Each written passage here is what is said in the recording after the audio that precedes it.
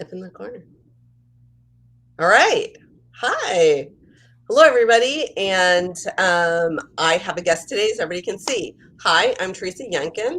My, I'm a leadership coach and consultant, and you can find me here every Wednesday having a conversation from my couch. Today, I have the pleasure of having Lauren Hirsch Williams as my as a guest here today. Now, I have to tell you, uh, last week, and I'm sure you guys read the newsletter, I went to a conference but before I went to the conference, I knew that I was a little bit out of practice. I am an extrovert to no end, love people, love being in this whole arena of going back and rubbing elbows, but I knew that I wanted to get more out of it than just connecting on a human level with other people, right? This is still business. So I picked up Lauren's book and absolutely fell in love with it. And the name of her book is One Sense Ahead, Using Your Senses in an Uncommon Way to Accurately Read People and Win the Room.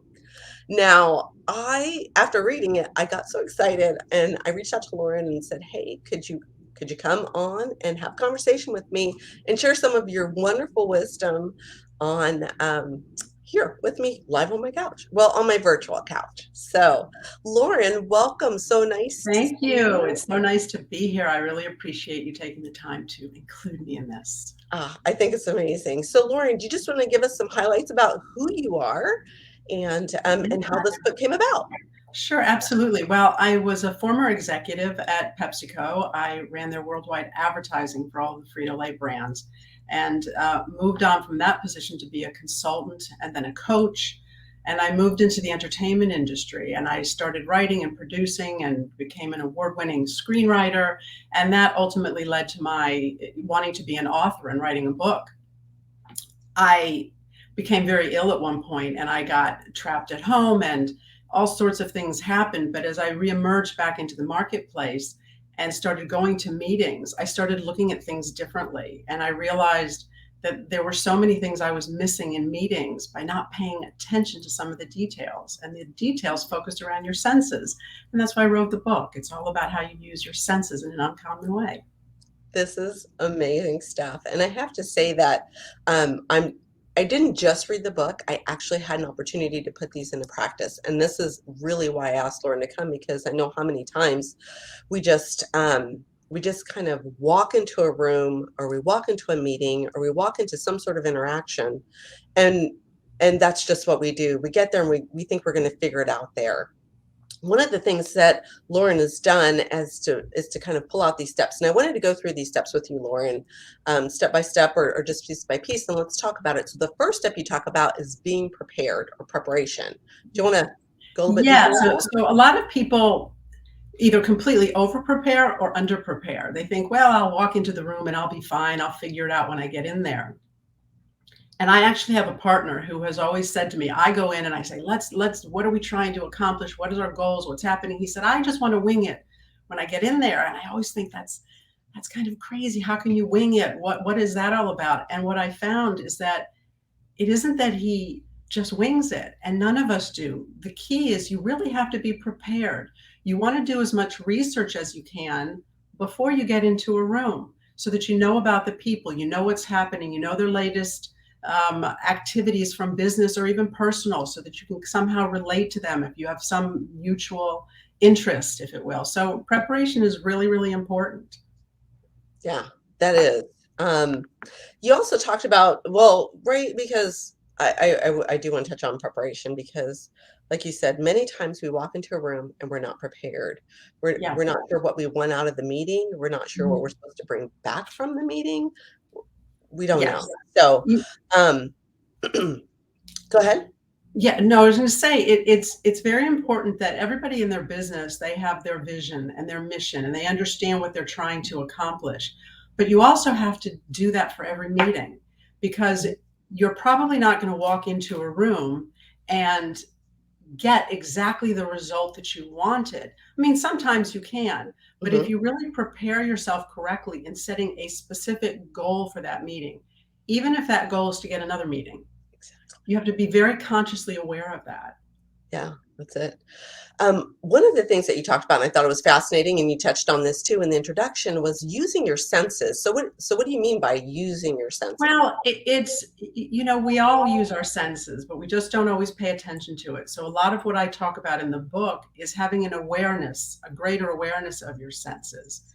And that is like when you're reading people in a room, you're going to look at their behavior, but I call it listening with your eyes. Because when you're looking at someone and you're seeing what they're doing, they're actually telling you information.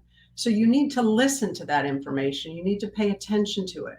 When Hmm. people are talking, there are certain intonations they use, word patterns, different things that go on that are really actually even painting a picture. So you see with your ears. So it's using your senses in an unusual way that really will help you better read the room, as well as listening to your intuition a little bit more, because we all kind of dismiss that sometimes. You walk away and you say, "Oh, I should have known better. I had an idea, or something told me something was off." But you can't let that disappear. You have to pay attention to it when you're actually in the room, in the meeting.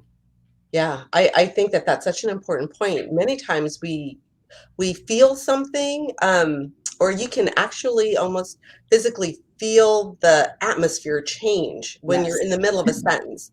And Yes. being aware or just honing into it, I mean, 9 times out of 10, you get it, and then that's when you start to There's a message. feel. Your body is, Yeah, it's coming from the limbic system. It's the fight or flight, which we've all heard about. yeah. And basically your body knows before your brain does sometimes. So you get a gut feeling about something, and all too often we just dismiss it. And you really need to learn to pay attention to that. Yeah. I mean, I think that that is such Yes. gold, such gold. That in and of itself can make all the difference in winning a room. Yeah, Yeah. wow. That's amazing. So, how about like a little bit on confidence? Many of Yes. us are I do have my audience is made up of younger women who are new leaders and who are wanting to go into leadership roles. So what about confidence? It's so important that people understand how what a role mindset plays in your success in a room. Mhm. And if you walk into a room not feeling empowered and not feeling confident, people sense that. They understand it. So you really need to pay attention to it. And I'm not talking about confidence to the point of arrogance or entitlement. Mhm. It's just being confident that you deserve to be in that room. That is Yeah. what a change in mindset that is, right? Yes. It's It's really about that important. I really do deserve to be here. Yes. And I think that when you marry that with I'm actually here in the room and I Mhm. deserve to be in the room, I think sometimes there's a big chasm there, like Yes. you're there and you're like, why did they bring me here? And I think it's People, yeah, you forget that someone is not taking a meeting with you if they didn't feel there was something you had to offer that they were wow, interested in learning about. what Someone's not going to just simply talk to you for no reason. There actually is a reason. So you deserve to be there. So don't second guess it. that is amazing. That is, I mean, just what a great way to look at it. Yeah. And I think that we forget that after a while, like you're doing something and you've been doing it for so long, or you're not sure. Maybe it's the first time, and you forget that you are special when you get Yes. there, and There is just something in you're bringing. Yeah, exactly. absolutely. You're All there right. for a reason. People aren't meeting with you just to be nice. Nobody has time. I People love are that. too busy now. So if they've agreed to have time, give you time, even if it's 15 or 20 minutes, they feel that you have something to tell them. So just feel good about that and walk in the room with your head high. I love that. Absolutely love that. So, your book has got so many great stories in there. Lauren is an absolutely amazing storyteller. So, Thank you. Lauren, um, there were a lot of stories around making assumptions. Do you Yes. want to share one? I made a mistake very early in my career. We had a new boss at Frito-Lay. He was the CEO of the company, and I had a meeting with him, my introductory meeting with him, and I made all sorts of assumptions about him because, he's in that role, so he must know everything, right? And I got into the room and we started talking, and I used some terminology that might have been different than what he was used to, and he didn't understand it. And so I started laughing because I thought he was joking because I made an assumption that he would know what I was talking about. And I laughed and laughed and made a fool of myself because I made that assumption. Now, the reality is, of course, he knew, he just had different terminology he was used to. But it's really bad to make assumptions about people. You're going to do your research. You're going to do your preparation and you may come to some assumptions. Leave them at the door. Wait until you get into that room and have the opportunity to make your own assumptions on the spot based on your interaction with them. Wow. Really important. Yeah, it's hard, right? Yeah, it's very, very hard. But again, it's the awareness. If you're aware that you're making assumptions and you have these preconceived notions, mhm. that in and of itself helps to just dilute them a little bit, if you will. Wow. So, Yeah. Yeah, yeah. that's great. The stories were great, and it really brought to light how many times you do make assumptions when you walk into a room that you just, Yes. you know, It's we all do it. We do it all the time. I still do it sometimes, but I'm more aware of it now. So I remind myself before I walk into a room, check it at the door. Just yeah, leave it behind and make your own mind up. Because exactly. every other people may tell you something as Hmm. well, and maybe they had a bad interaction or maybe they had a great interaction. Hmm. And you walk into the room and your situation is very, very different. But if you go under their assumptions, you can be sabotaging the meeting. So you don't want to do it. Wow, wow, that's very insightful. I never thought about that. About actually, you could be undermining somebody that's there for a Yeah. different purpose than what you want. Absolutely, So absolutely, I absolutely. I remember somebody once told me that be careful with what you say because your words carry weight, They really do. and So you do may your not think thoughts, that they though, do. but so do your thoughts. Yeah, So if you have those assumptions, they're going to affect your mindset, which is going to affect your confidence, which is going to affect your attitude towards that person. So it's all very connected. yeah, yeah. It's like a domino. Yes, Like absolutely. it all layers up. Yeah. This has been amazing. So one last thing is there anything that you'd like to leave the audience with? Well, I think, there are different phases of a meeting. You enter the room, you do all your preparation, you win the room when you're in there talking to them, and then you sort of get the results that you want at the end of the meeting, your goal, your follow-up. But when you're in that room, I think understanding questions and how to ask questions and how to ask good questions is really important.